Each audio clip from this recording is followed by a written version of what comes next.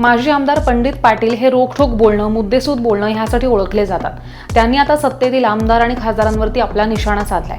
रायगडच्या सत्तेतील आमदार, खासदार आणि मंत्री हे आपापसात भांडण्यात व्यस्त असताना दिसून येत आहेत. विकासाच्या योजना निधी अभावी फेल ठरतायत. पालकमंत्री तू की मी ह्या वादामध्ये रायगडच्या जनतेचा विकास खोळंबलाय, अशी टीका माजी आमदार पंडित पाटील यांनी केली आहे. नमस्कार, मी ऋतुजा. ह्या बातमीला सुरुवात करण्याआधी जर का आपल्याला संपूर्ण कोकणातील आणि मुंबईतील लोकप्रिय JPR चॅनलचं आपलं कोकण हे दिसत नसेल तर आजच आपल्या जवळच्या केबल ऑपरेटरशी संपर्क साधा आणि जाहिरात देण्यासाठी खाली दिलेल्या नंबरवरती संपर्क साधा.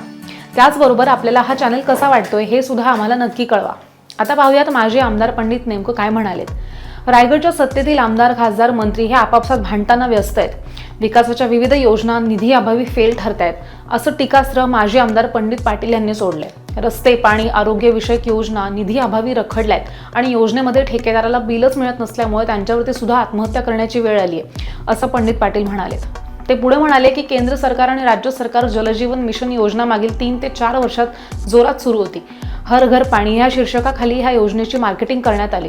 पण आज गेल्या 5 महिन्यांपासून रायगड जिल्हा परिषदेकडे जवळपास 100 कोटींची बिलं प्रलंबित आहेत आणि संपूर्ण योजना पूर्णत्वास नेण्यास 400 ते 500 कोटींची आवश्यकता आहे. त्याचप्रमाणे माणगाव MGBकडे सुद्धा जलजीवन मिशन योजना राबवली जाते. त्यांची सुद्धा 500 कोटींची मागणी असते. असं असताना गेली 5 महिने एकही रुपया जलजीवन मिशनसाठी न आल्यानं रायगड जिल्ह्यातील जलजीवन मिशन योजना ठप्प पडल्या. ज्या ठेकेदारांनी स्वतःच्या खिशातील पैसे टाकून योजना पूर्ण केल्यात, आज त्यांची आत्महत्या करण्याची वेळ आली आहे. दुर्दैवानं सत्तेतील खासदार, आमदार, मंत्री हे ह्या योजनेला निधी मिळवून देण्यात किंवा ह्या प्रश्नावरती राज्य, केंद्र सरकारकडे पाठपुरावा करण्यात अपयशी ठरलेत.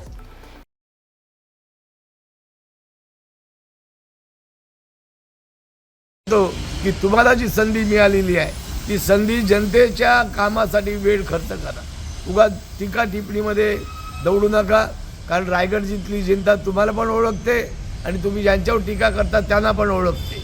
मी पुन्हा एकदा आपल्या माध्यमातून सरकारकडे मागणी करतो की महाराष्ट्रामध्ये केवळ बारामती नाही, आम्ही उपमुख्यमंत्री बघितलं की बारामतीला उद्घाटन. अरे पण रायगडला एखादं उद्घाटन करा ना.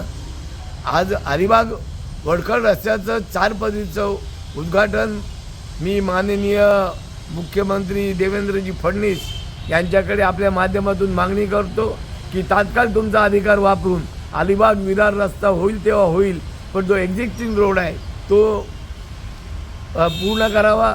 आणि नितीन गडकरी यांना विनंती करतो, तुम्ही हिमालयात रस्ते नेले तो, आम्ही रोज TV तुमची इतिहास बघतो, पण अलिबाग विरार रस्ता, अलिबाग वडखळ रस्ता होईल ही तुम्ही जयंत पाटील यांना शब्द दिला होता, त्याची तुम्ही पूर्तता करावी.